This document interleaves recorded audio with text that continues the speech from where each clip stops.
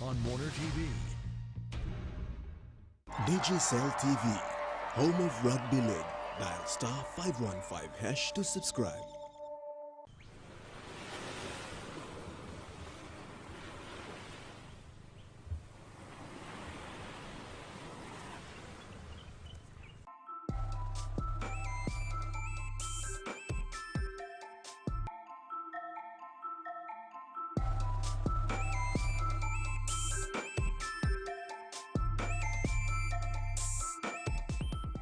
The TVWAN News is proudly brought to you by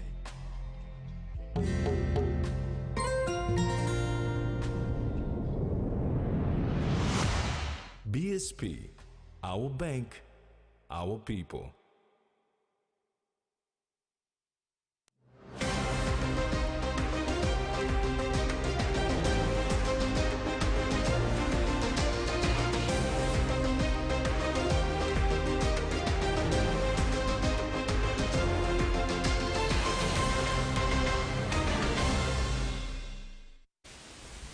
Hello and welcome. I'm Mary Silla Kelaton. This is TVWAN News. And I'm Tracy Pat. Join me later for sports.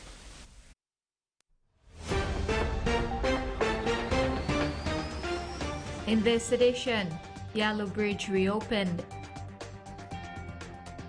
NCDC prepares city. And Morobe Candace bid supported.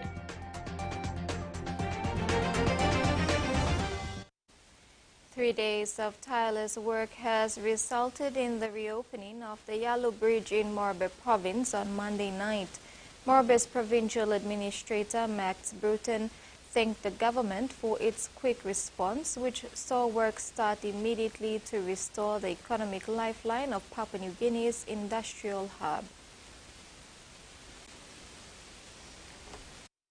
A 50-meter length of the Yellow Bridge on the Leh side of Morobe Province washed out on Friday, August 23rd, after over 12 hours of torrential rain. Quick action by the member for Leh and Deputy Prime Minister, John Rosso, ensured the Department of Works and Highways started the process to addressing the situation. After a wet crossing was established on Saturday morning, a dedicated team of engineers and contractors started by diverting the river back to its original course, then moved on to backfilling both the Leh and Nadzab approach. The Leh business community donated food and water in support of the works, and the police personnel maintaining security and control on the ground. Their tireless efforts paid off with the reopening of the Yellow Bridge at 10:30 p.m. on Monday, August 26th, in the presence of Morobe Provincial Administrator Max Bruton. These are unfortunate situations, but I want to firstly thank God for holding the rain in the last 2 days. Secondly, I want to thank the Morobe Rosso Clubman through the Work Secretary for the prompt action, through the Provincial Works Manager, which is Samson Abai.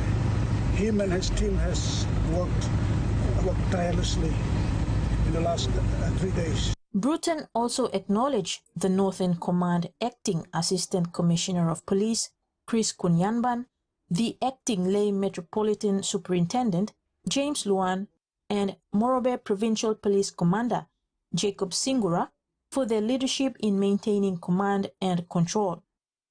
We have not encountered many problems thanks to our security personnel. No, it's about establishing a relationship. When you have a good relationship with our security personnel, they are going to do everything possible in ensuring that welfare and safety of our people is protected. The Leh Chamber of Commerce and Industry outlined that minor outstanding restoration works will continue later to fully restore the washout section. A lot more work and remediation around the bridge and riverbanks will continue, with LCCI advising commuters to be cautious as conditions have changed and there will be workers, trucks, movement and possibly some delays. Camila Guare, TVWAN News, Rai. It was a spiritually moving ceremony at the Provincial Government House in Madang on Monday, commemorating the Repentance Day. The early part of the morning was led by a multi-denomination service where the call was made for Madang leaders and community to repent, unite and reignite the fire of the Holy Spirit to bring about change in the province. The economical service had pastors from various denominations spread messages of hope, love and peace to the people that gathered. Prayers were also dedicated on behalf of each district for repentance and acceptance of the word of the Lord to prompt development. Prayer warriors came in full force with marching prayers, speaking in tongues and songs of praise and worship resounded within the provincial government park. Churches are now aligning together to show the government that despite policy and doctrine differences, they can work together for a better cause. The churches are now calling on political leaders to set aside their differences so change can manifest in the province. The National Capital District Commission is preparing the city for the Pope's visit from the 6th to 9th of September, commencing work on fixing sections of the road that the Pope will travel on. The City Hall says they are working as fast as they can to have everything ready in time for the arrival of the Holy Father. With 9 days to go before the arrival of the head of the Catholic Church, Pope Francis, the National Capital District Commission in an update today said work has already begun to have the city ready for the visit. Areas of work include roads, lights and waste management. We are aware of his arrival on the 6th and all the preparations that we are doing. We engaged groups in the city, youths, contractors, to look into all our street lightings, our roads, and waste management part of that. You'll see that we have received information that the boulevard road down to the Parliament will be also utilized. We have also received information about the utilization of our big oval, the Unagi oval, that might be used as car parking. So we will be arranging those areas for car parks to be created and people to park their cars there for transport to certain areas where they want to go. Hume said they will attend to other work upon request, including the hanging of banners, a task that's now under the National Events Council. Those all operational side matters are now moving. Our staff on the ground are all being advised, and preparations to keep those or maintain those areas and keep them up to preparedness is underway. You will see that there'll be a lot of people on the ground working. Some of them are our contractors that normally keep the city as much clean as possible. They are already on the ground. We will have additional ones to come in to support where the gray areas are. NCDC has also been requested to have the fields at De La Salle prepared to cater for the overwhelming number of people expected to turn up for the visit from across the country. Hume says NCDC stands ready to assist where needed, highlighting the importance of the papal visit. Ruth Rungula, TV1 News. Operation Harim Tok is a police-sanctioned exercise with the aim to clean the city and has nothing to do with the papal visit. This police operation has drawn criticism from unhappy citizens, making a connection of the exercise to the papal visit. Representatives from the National Capital District Commission revealed this when asked to explain the motive of the exercise. NCDC explained that the Operation Harim Tok exercise going on is a police-sanctioned exercise and has nothing to do with the papal visit.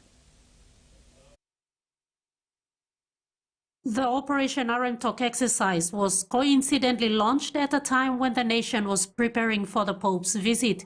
Metropolitan Superintendent Silva Sika, when announcing this exercise, stated the need to clean up the city and warned street vendors and informal markets along streets, shop fronts, traffic lights and undesignated locations to close their activities and to vend in proper places.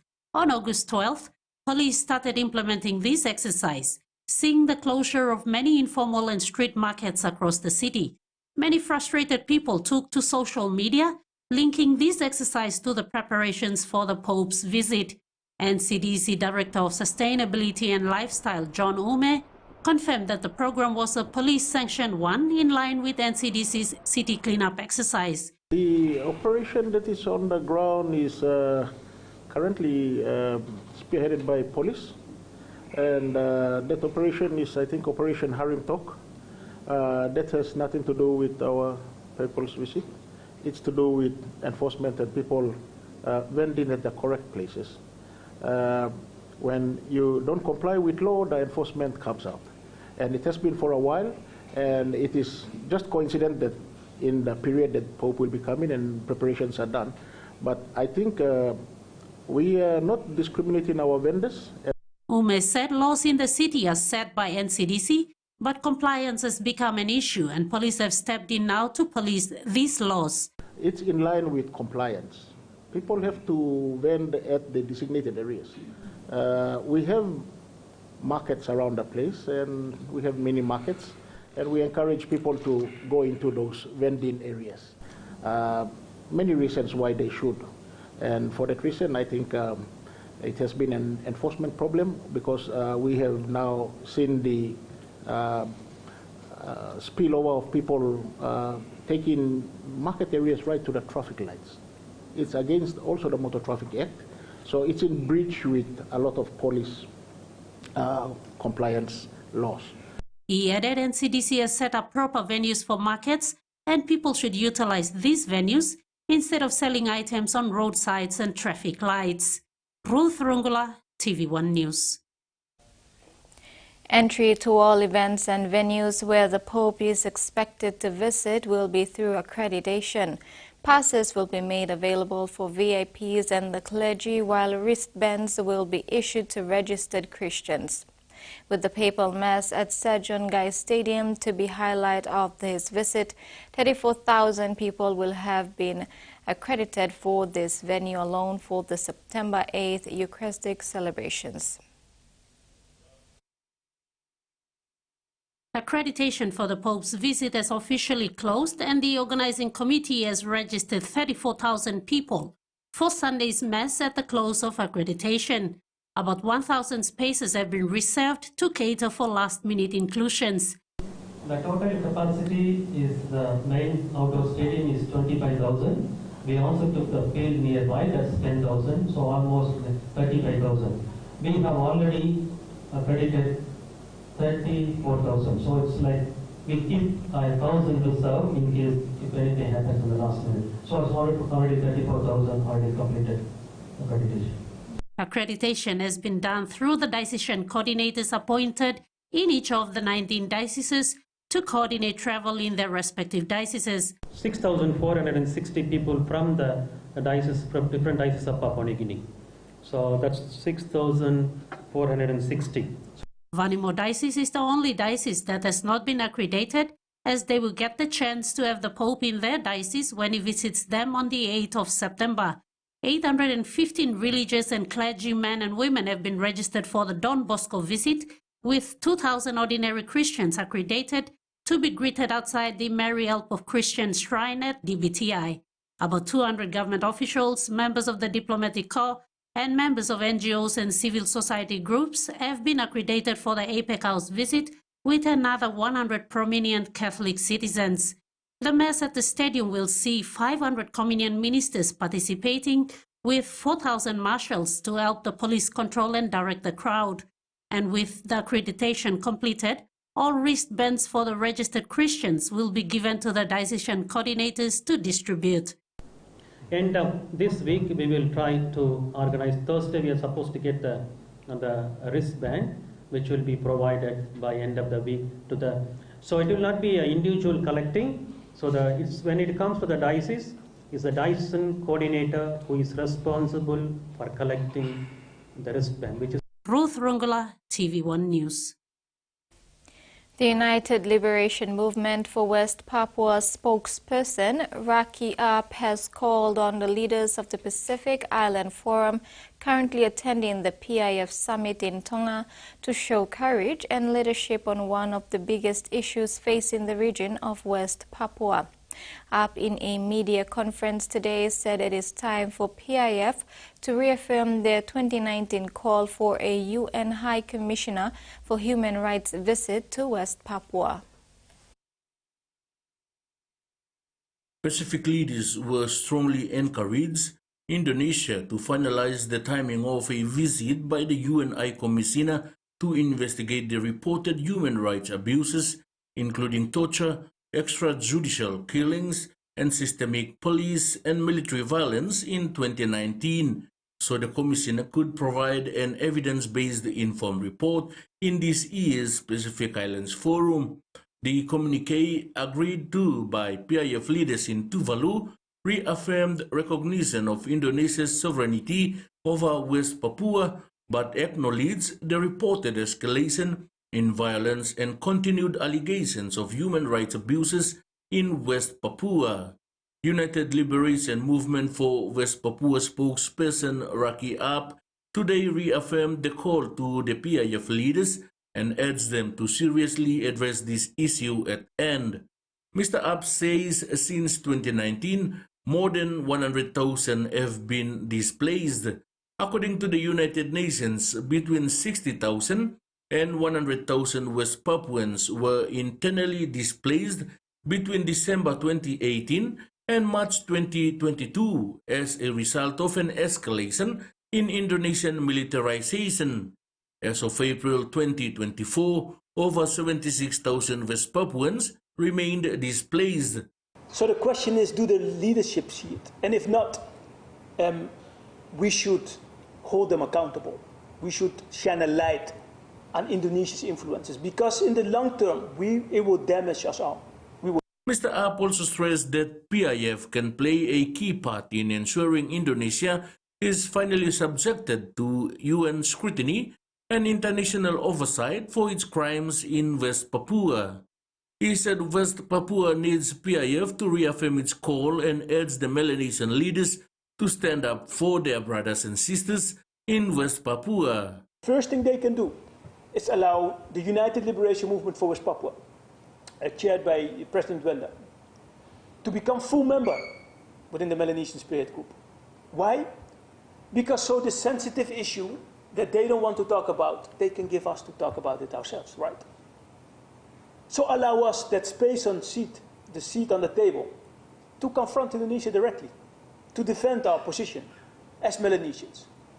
This is the most modest and simple thing the leaders can do. Vote West Papua to become full member within the Melanesian Spirit Group and the Pacific Island Forum. Freddie Mo, TVWAN News. You're watching TVWAN News. We'll have the day's other stories after the break.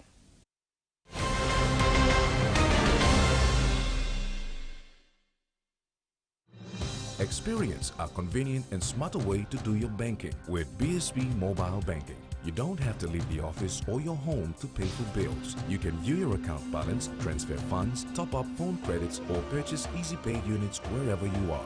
Visit your BSP branch today to register now for BSP Mobile Banking. BSP Mobile Banking, the smarter way to bank.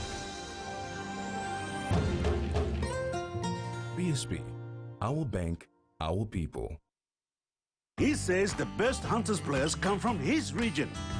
So does she. But there's one thing that brings everyone together. SB Laga, Bunyamyumi.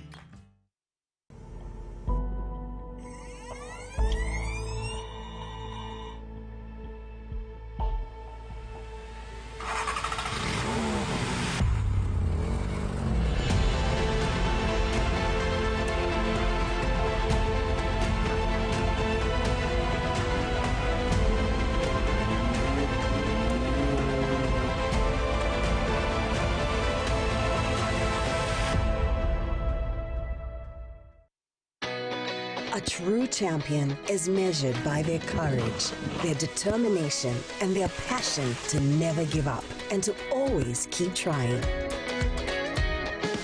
With a delicious Milo and milk taste and added nutrients, Milo and milk is a great way to fuel our little champions with nourishing energy every day. Because true champions give it their all. Milo, PNG and Mia. Find PNG made.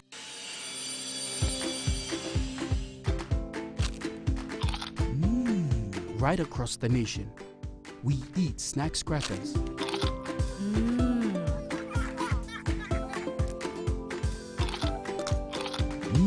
Emi trupla. All get a young planalapun, only like him snacks crackers. Only make him here, no PNG, one-time lay biscuit company. It's crunchy and tasty. It's irresistible.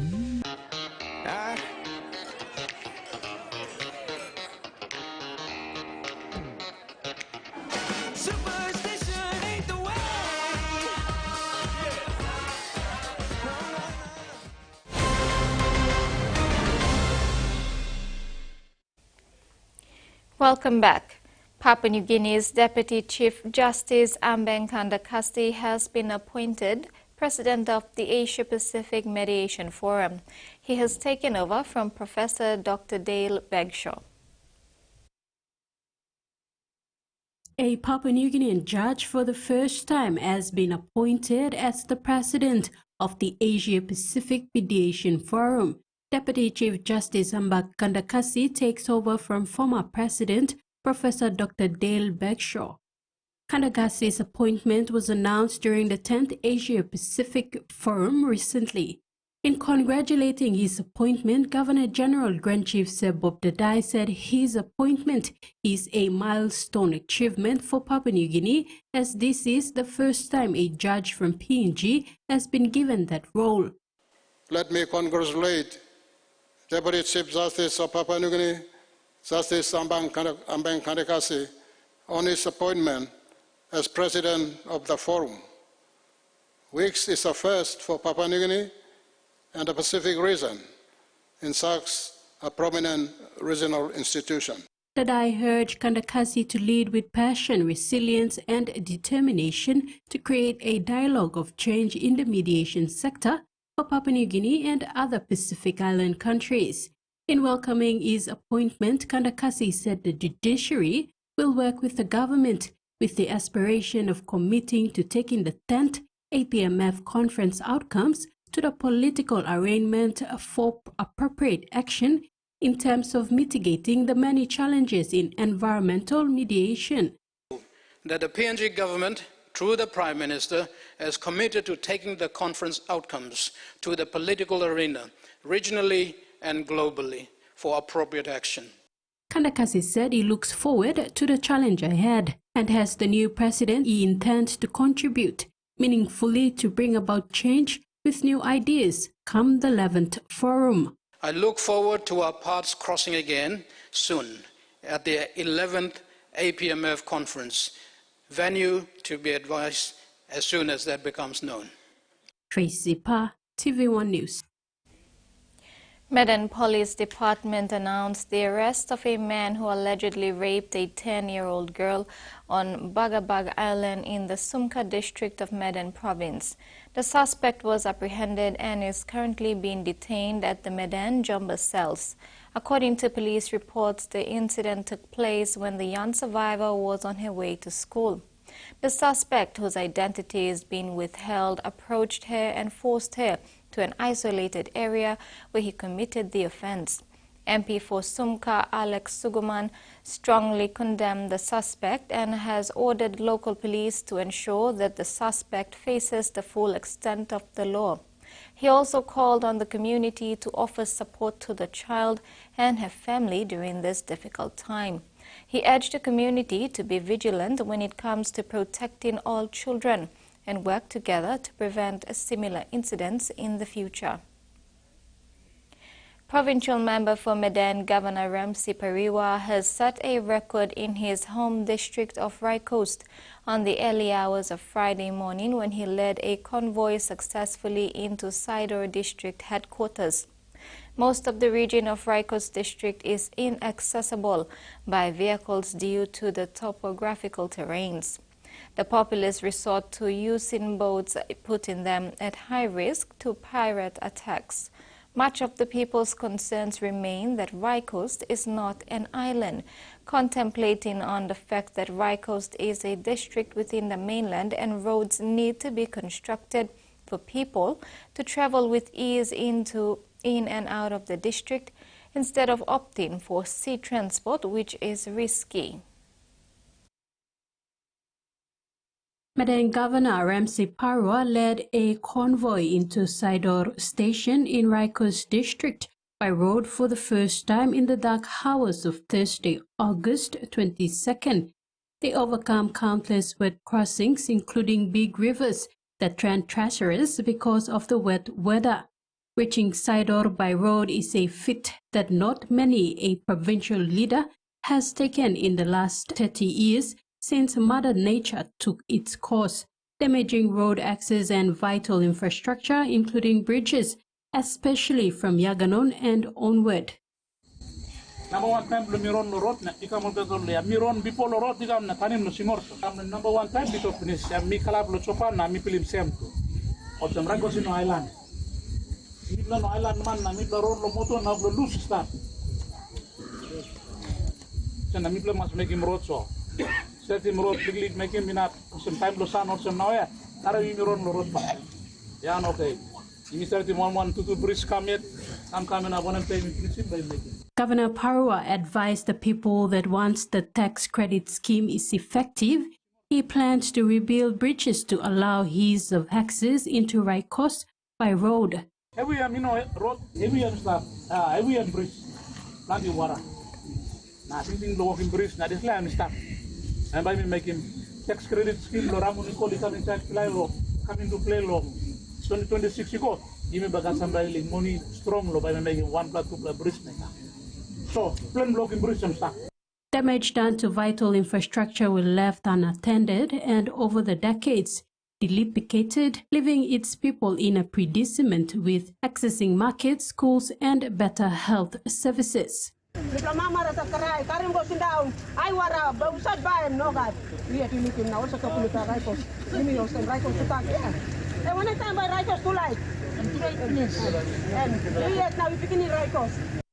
trip to Sidor was helped along with a newly graded track at the direction of the governor, giving a little glimmer of hope of what's more to come. Capitalizing on dry weather conditions, the governor negotiated with a logging company based in Rai Coast and used their machinery to do patrol grading from Yaganon River near Basamuk all the way to Sidor Station.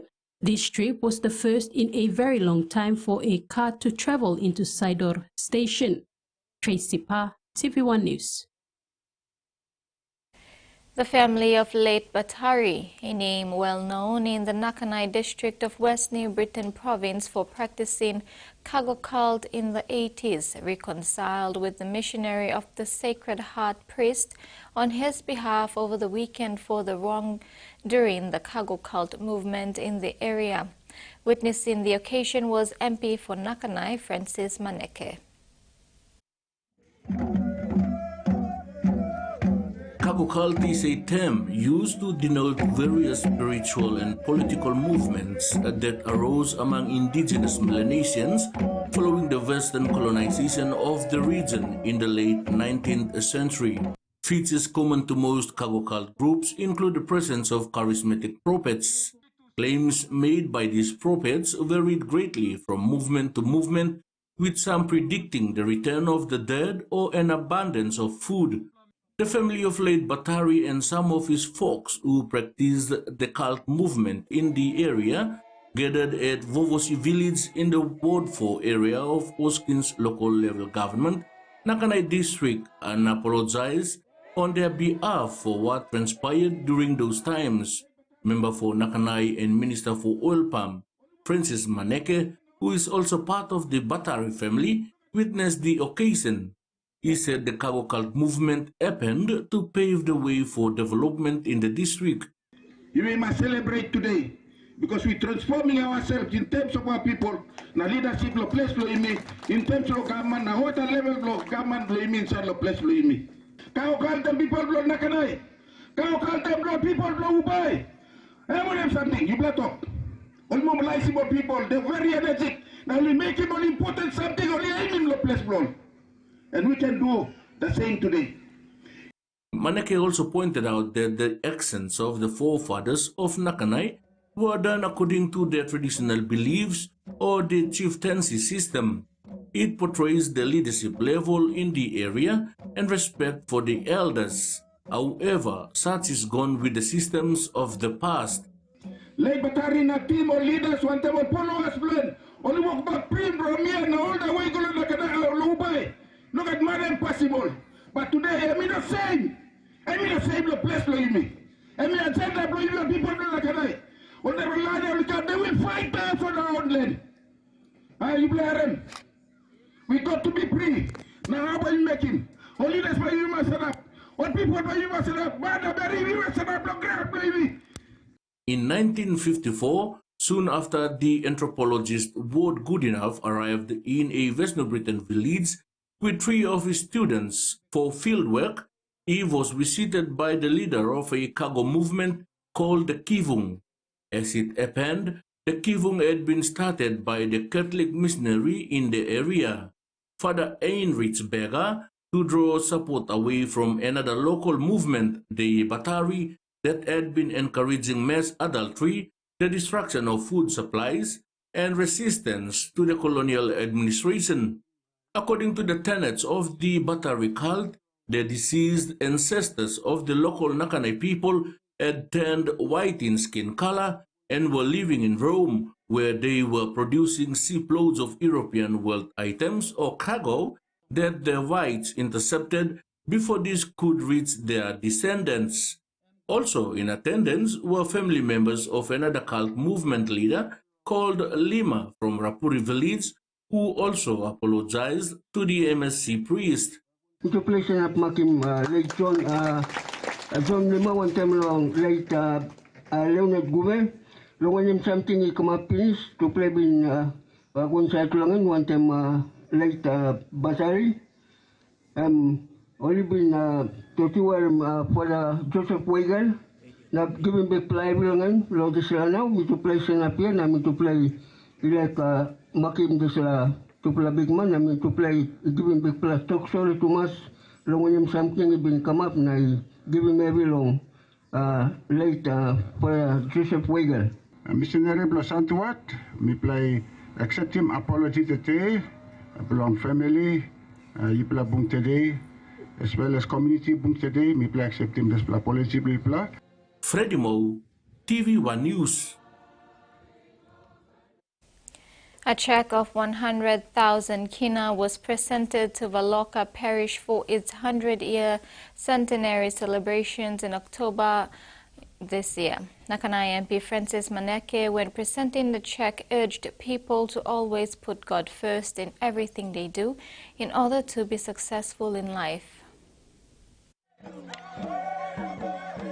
Valoka Parish in the Ward 5 area of Oskins local level government in Nakanai district, Western Britain province, will be celebrating its 100 years of existence come October 2024. To mark the occasion, member for Nakanai and Minister for Oil Palm, Francis Galia Maneke, has presented a check of 100,000 kina to the organizing committee to host the celebrations. He said such an event is important to the district as it portrays the good image of the newly established Nakanai district and the leaders of the country and the whole. Mr. Maneke also stressed the importance of putting God first in people's lives. All leaders can come and go, but most importantly, people want their checks, low to international and in today. Now that is why I believe also, basis to you must not be master. You must not be wanting checks. Partners wanting checks are very important. The member for Nakanai also called on his people to take pride in their new district and support the government in whatever capacities they play in the villages. Maneke said the 100-year celebrations of the church in the district is a testament to God's work in the area despite cult movements before that. But most importantly, meet up ourselves. And the important that we look in. Number one, safety. Both and Papua church, and number two, people. You also don't have no this ground. You deal no good one that board, but you got time. You deal one time of people, but you got case. Because most importantly, must make it so that life is normal. And it's sustainable better way we start. Valoka Parish priest Father Benjamin Agea thanked Maneke for his contributions and urged the people to continue the work of God through their deeds. Prayer, down fasting. Now we have to know that remember putting up the finish. God is stopping here. God is present, He is stopping inside or not at time. Now when I want something to go, with money controlling and giving me all this. The 4 days centenary celebrations will commence on October 21st to 24th, 2024. 2 days of celebration will be observed at Kalusa Parish, while the remaining 2 days will be celebrated at the main Valoka Parish. Freddie Moe, TVWAN News. And now the finance news. The kina closed lower at $0.2571 in the interbank market. At Bank South Pacific, our kina was buying $0.2494 $0.3651 Australian dollars, 0.2156 euro, and 35.63 Japanese yen. Looking at commodity prices at New York close, all closed higher except copper closed lower. And on the stock market, the Dow Jones closed higher, ASX closed higher, and all ordinaries closed higher as well. You're watching TV1 News. We'll be back after the break with news from abroad.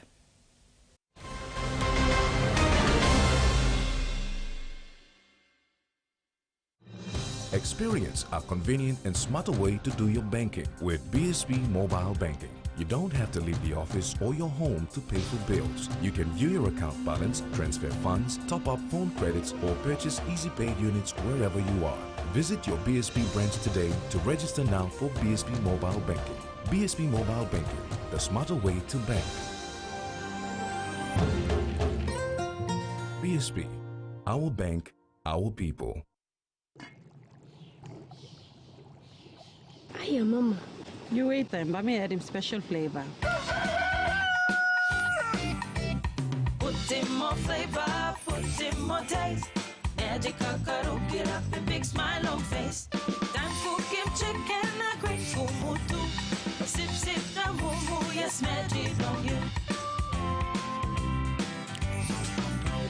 Maggi, the taste P&G loves. The Toyota JD Hiace bus comes in 14 and 15-seater high-roof luxury model powered by 2.8 liters JD engine for optimal performance output, fuel efficiency and quietness, designed with improved safety features and easy maneuverability for tire steering angle. The Hiace lift suspension and annular frame structure is opted for smooth ride, comfort and safety. Experience the ride on the Hiace bus and experience the Hiace pride, the bus that exceeds all expectations. All Mama Flame is story all same. Me say you sing flame flower long one him. Me say me Kim Kai Kai belong family belong me. You go more yet.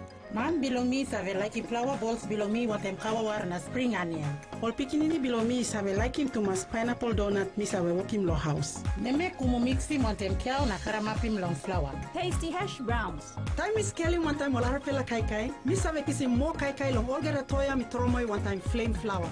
You enough making more one time flame flower. Scale Rise brings to you some Scale Indie vibes this independence. Cashing out a total of 300,000 Kina in prize money around P&G this independence. 4 fortnightly draws, 75 fortnightly winners, 300 total Scale Rise winners, and 1,000 Kina Scale Indie prize for every Scale winner. Here's how to enter the promotion. Buy any Scale or Ori Rice product, write your full name and contact details on the back of the store receipt, drop your entry into the entry box in store. For more information, either check in store or follow us on our Scale Rise P&G page. Terms and conditions apply. Scale Rise, and buy you like it.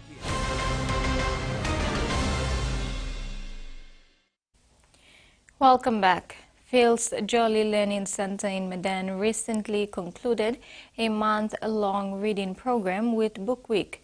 The school took the Book Week national theme Reading Transforms Livelihoods and ran their Book Month program under their personalized theme Reading is Magic to resonate with their young readers. They celebrated Book Week with a song and dance and a character parade. Book Week was the agenda for many schools in the country this past week across. Fields Jolly Learning Center in Madang celebrating books and reading with a Book Month program with a personalized theme of Reading is Magic. Jolly Phonics facilitator and caretaker principal Bonita Amepo was delighted to close off the Book Month with song and dance and a character parade. The young readers spent almost 4 weeks reading fairy tales and folklores and being captivated by all the magic and wonder these books unfolded. Ms. Amepo hoped her young students continue to read books and encouraged parents to promote reading at home as well. The main idea is that we hope that children can find magic in all the books that they read, either fiction or non-fiction. And the best part of it is when you parents are involved in the magical part of it, reading anything at all. Maybe later on we'll have a magical maths activity where they find magic in maths too. That way learning becomes fun, and that's the best way we can help our children to move forward. Town Mayor Peter Yalsi was guest of honor at the conclusion of Book Month. He was impressed with what the children were learning and importantly in dedicating a whole month to reading books. Mr. Yalsi made a commitment to assist Fields Jolly Learning Center with infrastructure needs to help the schools in educating more children. Though, bloody beginning, but they are well organized. They're so uniform in their dressings. And presentation was very best. I was supporting this school, we look him. It's with me, so anything will give a support to you, especially in your infrastructure area in here. So. Tina Manab, one of Madang's aspiring entrepreneurs and owner of Kumul Organics, is a parent of Fields Jolly Learning Center. She, like many other parents, was proud of the Book Month program and its impact on her children. We are entering the program, and I believe that this school has a better future and it will go on to educate our children. Fields Jolly Learning Center has been in operation for almost a decade and teaches Jolly Phonics, a world learning literacy program. The school runs classes for every childhood learners up to grade 6. The Jolly Phonics program teaches reading and writing to children as young as 3 years old. Ms. Amepo also runs training in early childhood development in Madang and other parts of the country, as well as the Pacific Island countries. Susan Oriape, TVWAN News. The Pacific Islands Forum got underway in Tonga's capital, Nuku'alofa, with leaders hoping to draw global attention to the region's worsening climate plight. Pacific leaders will mount a renewed push later this week for a homegrown climate adaptation fund, an idea that largely hinges on financial contributions from foreign nations. They will also push to speed the transition away from oil, gas, and other highly polluting fuel sources. UN Secretary General Antonio Guterres is making a rare appearance at the summit in a trip designed to highlight the Pacific's myriad of climate threats. It's still winter, but temperatures in many regions tell a different story. Even in Canberra, well known for its chilly winters, spring is in the air. The annual Florid Flower Festival is in full bloom, but the event isn't due to start for another 3 weeks. Unusually high temperatures mean the flowers are peaking too soon. If you feel like spring's come early, it's not your imagination. Everything's out. Blossoms, bees and blooms have come out with the warmer weather. The trouble is, it's a month ahead of schedule. Here at Floriade, Canberra's annual celebration of spring, the beds and garden displays are looking absolutely spectacular. But apart from the dedicated gardeners and the very optimistic bunnies, it's completely empty because it doesn't officially open for another 3 weeks. Now, the head gardener of Floriade says that the annuals this year have really enjoyed the warmer weather and are out almost 4 weeks earlier than last year, which he says is a bit early, but they're cooling things down with water spray and have planned the plantings to keep looking fresh and full of colour no matter when you visit the gardens. Now, this warm weather has also triggered gardeners to get out and about. And for commercial horticulturalists, it's a case of bloom or bust. Punnets of seedlings and pots of colour have to be ready when the gardeners are. And if you're not, you miss out on the business. And over the last 30 years, Paul de Jong has been growing seedlings and potted flowers for the Canberra market. And due to the change in temperatures over those years, he's had to shift production. My spring season is starting earlier. I'm getting a lot more plants coming on much faster, and that's a really big shift. So for me, spring almost starts a month early now compared to when I started 30 years ago. Winter's getting shorter and spring is starting earlier, and that's something that's been happening now for a number of years. It's been progressively occurring over several decades, and we now have temperatures that are the sort of temperatures we would have experienced in the peak of spring 30 years ago. As Jeanette Lindsay says, this warming trend is going to continue. But when Floriade opens on the 14th of September, it's going to be bloomin' marvellous. That ends the news segment. After the break, we'll have Tracy with the sports news.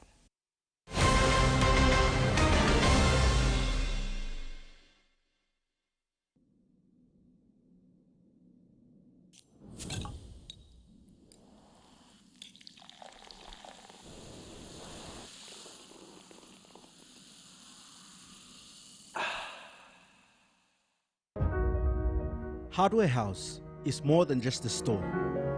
It is where quality meets affordability, where culture is proudly celebrated. Spanning 9 provinces, we pride ourselves in offering top-notch customer support and services. We're more than just a store. We're more than a brand. We are Hardware House.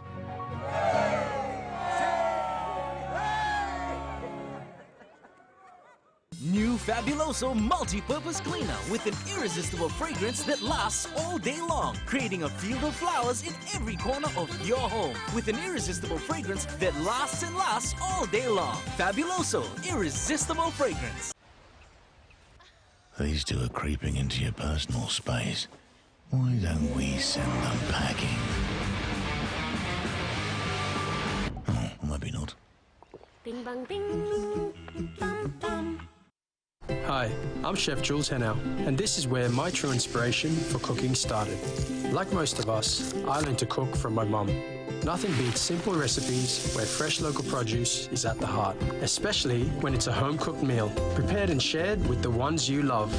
And in PNG, no meal is complete without rice. And my choice is always True Guy. True Guy, true inspiration through generations. At the PNG LNG project, we are proud of our long-standing partnership with the Kumuls as they represent the hopes and aspirations of so many Papua second New Rugby League Rugby League is more than just a sport. It promotes our shared values of leadership, teamwork, respect, personal integrity, and excellence. Lessons learnt on the pitch carry on throughout life and go beyond serving ourselves.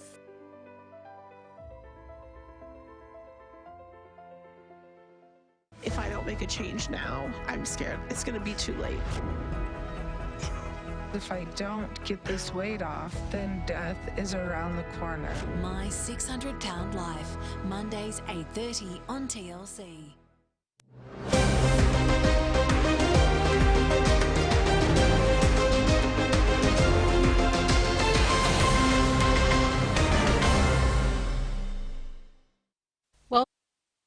Lay could have his second Rugby League franchise as Haley has 2025 provided they meet key requirements. Morabe Candes, among other new bidders, first made its intentions known through the normal process of EOI to the PNG NRLC board last year and was issued a provisional license but was told to work on necessary competition requirements for inclusion in the 2025 Digital ExxonMobil Cup season.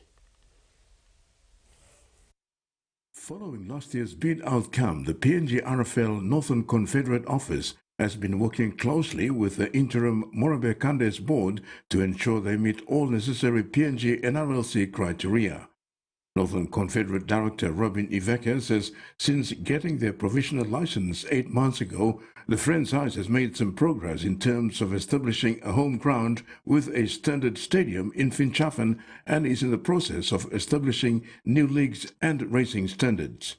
When giving an update on the progress of work, Iveke said they are mobilizing to get local leagues affiliated with the PNG RFL through Northern Confederate, including Morabe Country, Kainantu and Madang. We work together to go down to get the affiliate leagues together, starting from Finchafen, Morabe Country, Madang, and we are coming up as well to Kainantu, other affiliate leagues of Northern, and we are working with them. And it has been very, very good. They've been progressing so far. Iveke says, as Confederate Director, he is happy that Lay has a lot to offer, given its growing population of rugby league players every year, with constant rugby league competitions running both in schools and town leagues. He said the only way to get more players out to the PNG NRLC is to have another franchise. The Candace preparation has been very, very good. Their player base is focused at getting all the players from Northern. So they will be next week for the Confederate trials, and then their aim is to get as much players from Northern Confederate in the under-20s, the senior men, and even if there is opportunity for them to get women team into the PNG NRLC, they will also be picking up women from that competition. So I'm very proud of the way the Northern Candace are working towards their build-up to the NRL bid for entry into 2025. Candace board comprises competent people with knowledge and experience not only on the game, but the economics and administration of the game at this level. The name Candace derived from Morabe and under the guidance of former Lay Tigers team manager Tim Rogers as board chairman, Stanley Teppen as head of football, and Joel Ambrose as team manager. Given Teppen's experience and his success track record with the Lay Snakes Tigers for over a decade, the name speaks for itself and is a real asset for the new franchise. As momentum builds, the Northern Confederate will hold trials to scout talents for both boys and girls as part of their ongoing talent identification process. Teppen says they have identified an initial training squad but won't be making any announcement yet. With respect to the current season that's not over yet, we won't name any players that we're looking at, but we've spoken to a few players. It's important to have experienced players, but because we're a new team, it's about giving opportunity to new, fresh players as well. Terry Longwood, TV1 Sports. A youthful but enthusiastic Never Say Die Western Clydesdale side on Saturday took it to the more physical and aggressive PNG boys despite their 46-12 lose at the Santos National Football Stadium. Clydesdale had nothing to lose but show resilience, enthusiasm and energy in the attack, making the Hunters' defense work overtime. In defense, they were equally menacing, got the PNG boys back paddling a few times and never back down until finished. PNG Hunters coach Paul Highton took a moment to praise the losing side Clydesdale for giving the Hunters a strong and real quality game with intent and enthusiasm that provide a nice platform and a reality check ahead of the finals. Play this Saturday against 8th place Wanum mainly. Hunters down with a few casualties, but Coach Highton is hopeful they should be right for the weekend.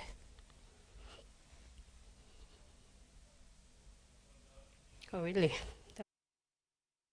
Yeah, a lot of young kids in there, which brings a lot of youth and enthusiasm, which is really good. I think that's what we needed, and you know, we focused heavily on a good start, and we knew they'd come out like that. But yeah, I guess we did probably might have taken it a little bit lightly. Didn't play the way we wanted to. I was quite frustrated after the game, but in reviewing the match, I thought we were all right. You know, we were all right. There was some things that we need to improve on, but they're things that we've done well all season. So, you know, I'm pretty confident in our boys that they'll give it their best shot on the weekend. Foundation club Money Plus Gazelle will meet defending champions United Brothers for the 2024 Port Moresby men's softball title this week after defeating Tribes Bear in the preliminary final 4-1 on Monday at the Bissini Diamonds. Leading up to yesterday's do-or-die play, Gazelle did it the hard way through having to beat Brown Eagles 6-5 on Saturday before backing up again an equally strong Bear outfit who lost to United Brothers in the first major semi-final. Gazelle with a late surge towards the business end of the season proper after their mid-season slumber could be the dark horse for the grand final when they face minor premiers and defending champions United Brothers in the big decider this Saturday. Gazelle captain Francis Tony said they had a good start to the season and led the competition for the majority of the first round, but fell back by the wayside, finishing the round in fourth spot. He commended his boys for their resilience and discipline in their game to embrace the challenge. First game on Saturday was the game that really get us all hyped up, our families and fans. Firstly, we want to thank our sponsor Money Plus, our club management, our families, and all our friends that turned up on Saturday. The long weekend we played Saturday against Brown Eagles. It was a good game. It came down to the wire. We managed to beat the Brown Eagles 6-5. We had 1 day of rest. It was Sunday, and back here because we needed to get the games going before the Pope's visit. So today a very good game against Tribe Bears. We managed to lead all the way, and we defeated them 4-1, final score 4-1. Tony said being a foundation club in Port Moresby softball with a winning culture dating back to the 80s and 90s, Gazelle has also produced a lot of big names and representative players in the past. However, the challenge is now on this playing group if they can replicate that by creating their own history against favourites United Brothers this weekend. The club itself is a foundation club for Port Moresby softball. It's been here for quite a while. And we as players, we owed it to the club and the legends who played before us. We needed to win one grand final, and we're about to do that next weekend. So the pressure is on us, yes, but honest to the club itself for being here for quite some years now. Gazelle will be relying on their catcher-pitcher combination, Charlie Pomahoon and Zale Gimme, who hold the key to Saturday's grand final. Terry Longwood, TV1 Sports. Under a cheering room, Joshua Porter, defending the Port Moresby Rackets Club 2024 Open Men's title, who crashed home to a comfortable win against a strong opponent, Fiano Siaguru, in the squash final on the weekend. Cairns-based Porter took off to a good start to win with the score 7-11, 11-8, 4-11, 11-8 and 11-7 to retain his title won in 2023. Porter, with experience under his belt, it was an easy win for him against Siaguru, who also looked threatening in the opening 2 sets of the match. Porter had previously participated in the Under-18 Queensland 2023 junior titles and the recent 2024 Samoa Squash Open, where he finished in 3rd place. Port Moresby Rackets Club Open 2024 witnessed a whole new level of talent showcased with a mixture of experienced hands and newcomers who were put to the test. With a good record, Porter looks forward to representing PNG in the 2027 Pacific Games in Tahiti. This ends the sports segment, and now the weather focused with Mary.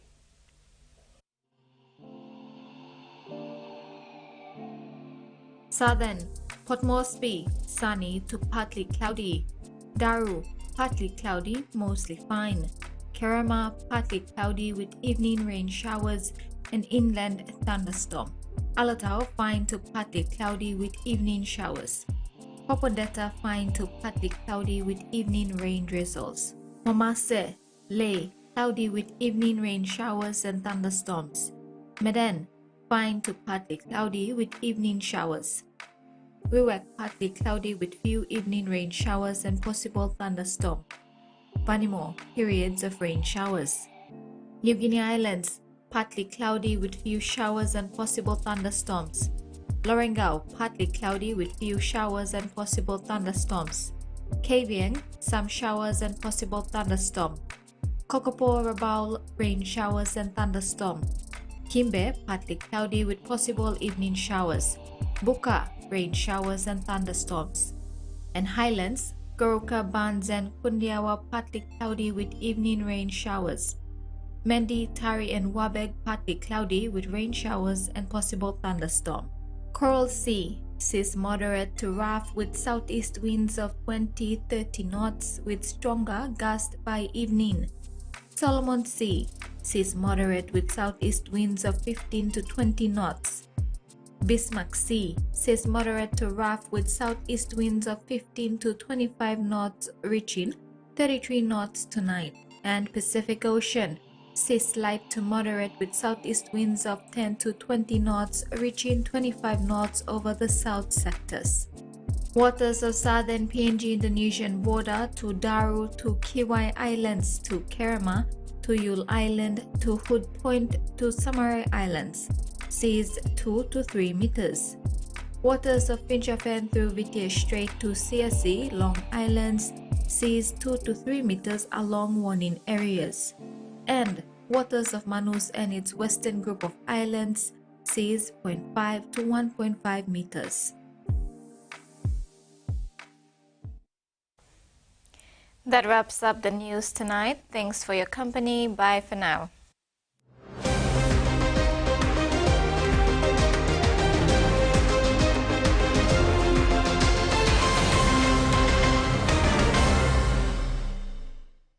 The TVWAN News was proudly brought to you by